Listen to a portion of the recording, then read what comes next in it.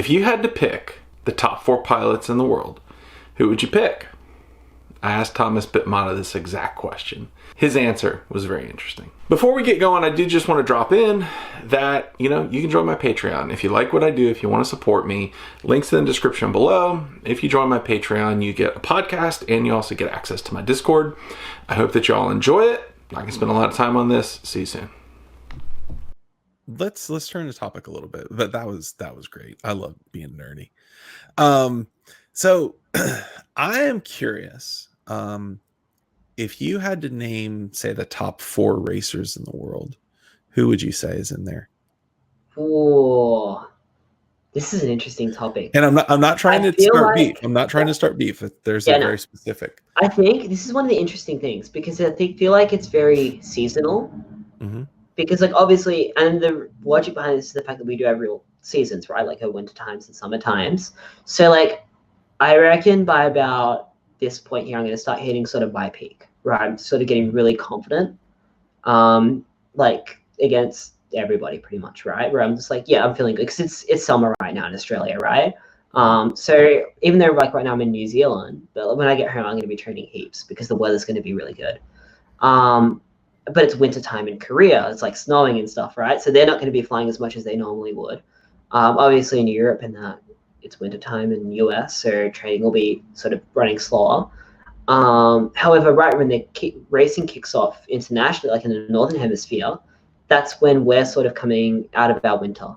Mm-hmm. So then at that point, I'm not super comfortable because I haven't been training as much, but all your Korean pilots, all of your US pilots, European pilots, they've been training heaps because it started, they're going into their summer now. So I feel like the sort of your pilots that'll be your top finishes will always be changing depending on the season. Having said that, if I had to pick, it's hard to say because I don't always keep track of it. Definitely I feel like Min Chan's on that list, right? Okay, I knew he would be there. Yeah, he'd be there for sure. I feel like we don't see Gary flying internationally as much as we should. I want to see Gary Kent. Mm-hmm. His flying's ridiculously smooth, and so it's really deceiving how fast he is until you're actually in a race against him. And the last time I flew with him was in 2017. Mm-hmm. So I feel like he's a bit of sort of a hidden weapon. Okay. Evan, he's just ridiculously fast. Whatever you throw at him, right? You can just throw any button. He's going to be able to fly that thing sort of to 90% straight away. And I feel like with what DRL has done with Vanover, flying those DRL quads, they've changed his flying a lot. You've seen his flying become a lot more smooth, a lot more focused on momentum management, and that's really lethal. Especially on races where you've got a really big track, and battery management becomes a thing. That's when a pilot like Vanover with his style right now is going to really, really start to shine. Mm-hmm. If you've got, I feel like mixed conditions, an MCK or Evan is going to perform really well. If you've got high winds and stuff, because they're, I feel like, going to be less susceptible to those inconsistencies. Yeah, that's my current thoughts based on all my DVR analysis and stuff. That is an interesting list, and I'm very curious. Where do you think you rank? If you were to say, are you top 8? Are you top 10? Are you top 20? That's really hard to say. I feel like it depends on the track. Okay. I feel like it's a really track dependent thing. Where do you think you excel at? Me, I feel like a lot of the sort of not super, super tight, but your corkscrews, your power loop, your triple gates and whatever. Yep. All of that stuff I feel like I'm really confident in. A lot of the sort of stuff where you're staying tight from a prolonged amount of time. Mm-hmm. My ability to adapt from high speed sections to sort of your lower speed tighter stuff, I feel like I need to work on a lot. Just sort of getting used to going from center stick movements to, now we're using the edge of our stick movements. So I feel like sort of those tighter environments, but also outdoor with a bit of wind. I feel like wind tends to affect me less than other pilots. Probably because in Melbourne we get 4 seasons in a day, and so you just can never predict the weather. And it's you'll usually be really calm. You plug in your battery and the wind turns on. and it's really gutsy. And it's like, come on! I've got like the most Right. hilarious videos. I'll have to try and post some after this, where it's like I'm literally flying and the gates are just like falling, like they're hitting the ground, and it's like gonna pick the right gap. It's like, okay, now we're going forward. It's like absolutely ridiculous. I really come up to a gate. It's like, okay, now waiting. Okay, the gate's up, straight through. So I feel like wind will affect me less just because I practice so much in wind, because it's just there's no other choice. Yeah, I feel like that's my strength. That, and also those tight sections in the wind, especially too. Then because I'm used to it, that's sort of what I practice a lot. Also, a lot of our club races have heaps of tight sections. One of the guys, Mooney FPV, he's the president for Eastside FPV. And last year, he was doing a lot of the track designs, and the year before. And if you ever hear someone talk about a Mooney track in Australia, it's basically you can expect ridiculousness, because it'll be like a wall. Like, do you remember the John? It wasn't John Jew, the Seoul Drone Cup, and they had that like massive target. They had like a massive grid thing, right? And you had to like dive gate a part of it and swallow another part, and then like it was just like you were going like everywhere in this like grid of gates, right? Mooney will do that kind of stuff, and it'll be like a 60-kilometer-an-hour wind, and you're just like doing like a borderline obstacle course, Right. Which is one of those things where it's like some days it's like, oh, come on, could we just have something different? But it's also I think it's helped me to get really good at those sections. Yeah, but then also I feel like when we go to races, we always like trade information with each other, like me, Evan, Vanover, Minchan, like whoever you're with, because you'll tend to sort of pick up, oh, that's where this person's really good. I remember in Turkey in 2018, through the power loop gates, after the competition, Minchan was like, I'll be practicing that every day now until I'm faster than you at that. And I'm just like, okay.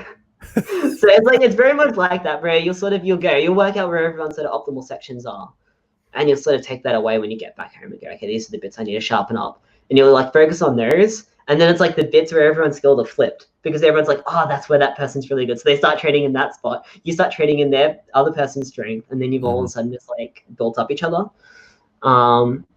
But then, yeah, also we all tend to share DVRs with each other and be like, this is what we're up to. This is what we're doing. And so, yeah, you all sort of learn off each other. It's kind of cool that we've got like, obviously we're competitive on the track, right? We all want to be the fastest, and we all want to get, we all want to win. But everyone's like super chill also at the same time, and super supportive. It's a really cool community we've got, just across all the board, from like new pilots through to people that have been flying for like 10 years or whatever.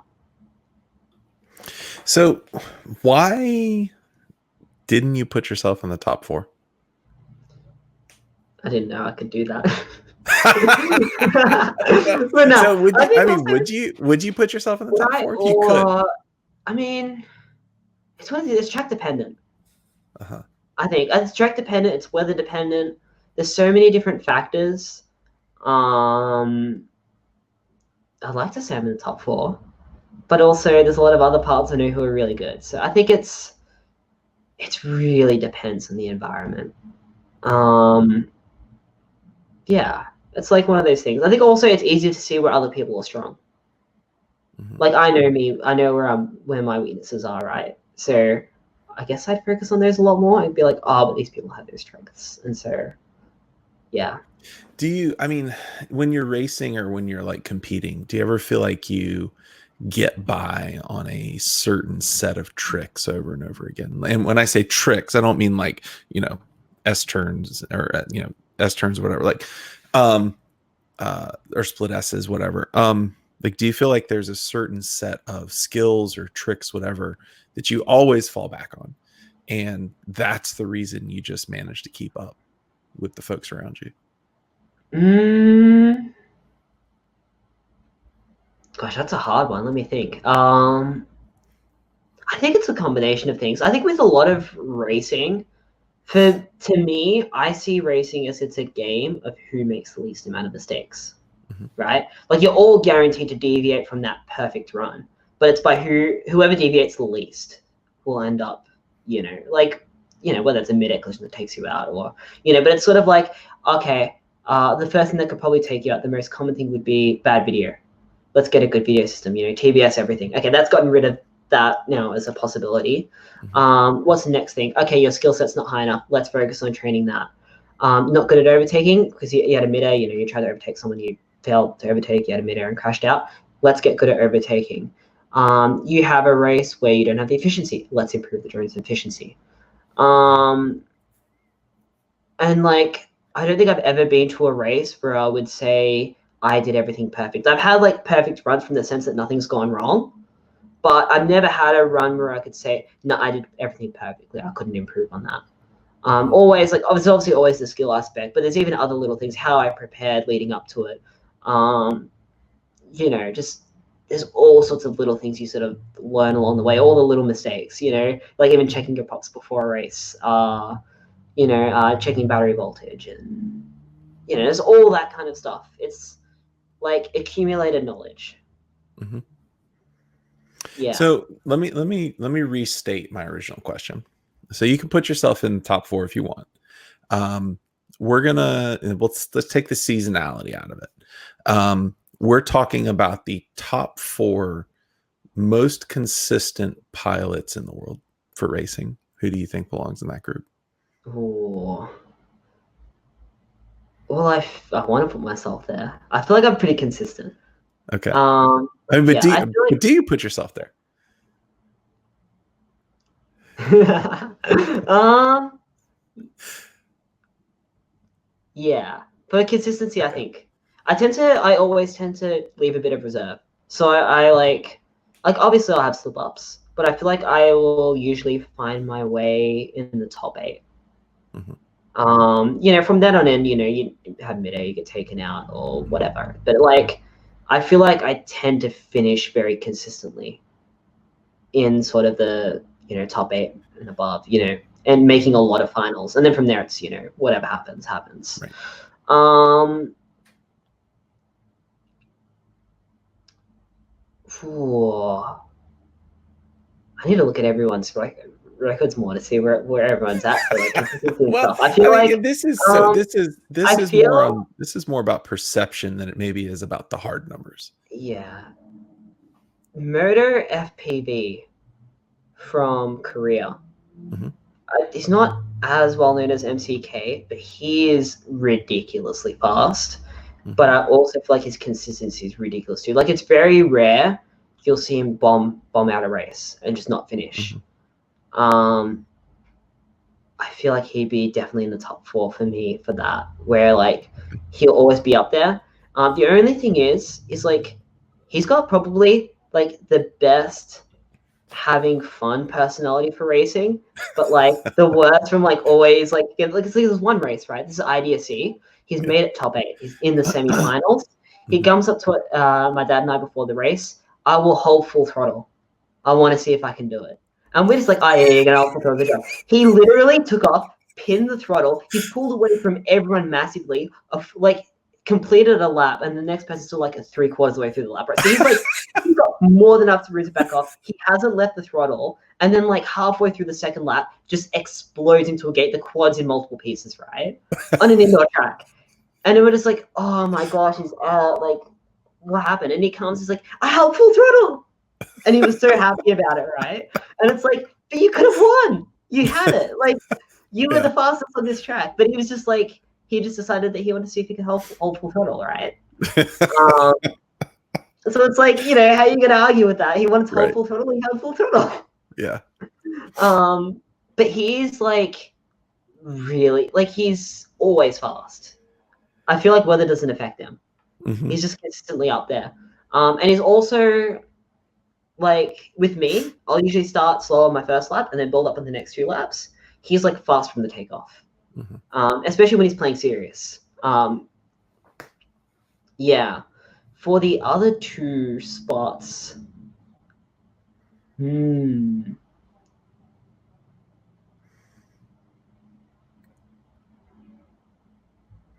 I feel like at this moment, Mhm. Vanover, with all the stuff he's learned from DRL, I feel like DRL Okay. would have taught him heaps, and he's going to have a ridiculous amount of consistency. Mhm. Even when I was racing him in the nationals, his Mhm. consistency had completely changed. Like he was like clipping things like half of what he used to. So his consistency improved a lot. He's able to hold that higher speed for longer. Yeah, and we mid-aired each other in the finals. So Yeah, we I we heard. never really I heard see where we a lot get from about there. that. Yeah, I think we were I both heard a lot upset. about that. So yeah, like it's funny. So I wonder how the race would have played out if that didn't happen. But hey, it did, and it was good fun. Yeah, so I feel like with all the DRL stuff he's been doing, his consistency is going to be really high. There's one spot left, right? Yeah, 1 or 2 people probably. I think okay. So I feel if it's a US Nationals, Evan for sure has got that spot. Okay. Because like leading up to the US Nationals, he'll just like train ridiculously hard to like do well at that event, right? If it's another event though, who would I pick? I'm not sure. There's a fair few people that could take that spot, I think, depending on the race and the opportunity.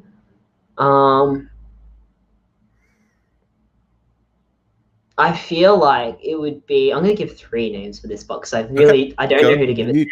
I feel like it's out of MCK, Evan, and Gary Kent, depending on the day. Okay.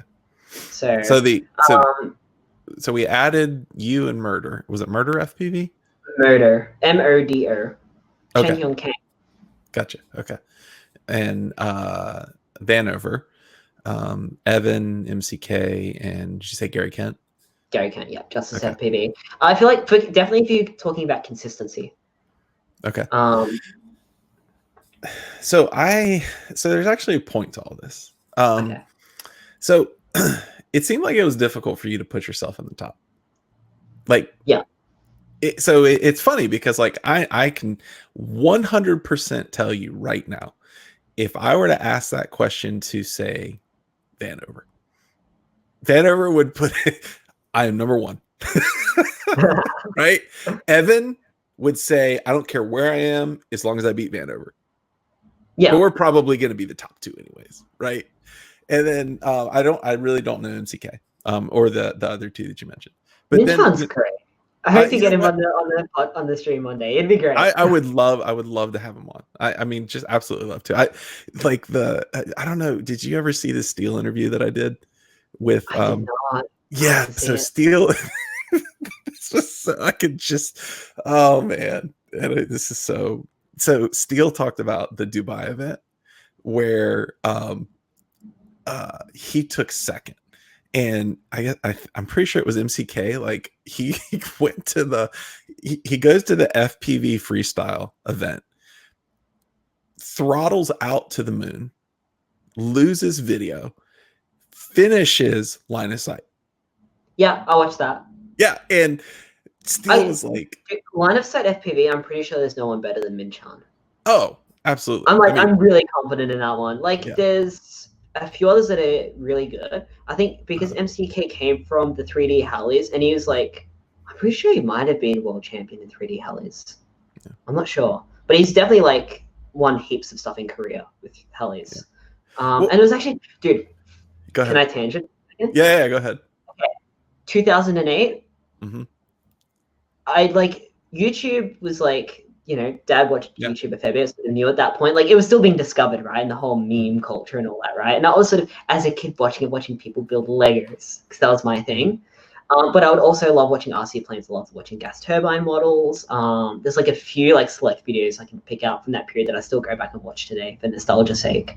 But there was a video I saw of a little kid from Korea flying 3D helis, a 4-year-old kid flying helis. He was 4 or 3 years old, it said in the video, right?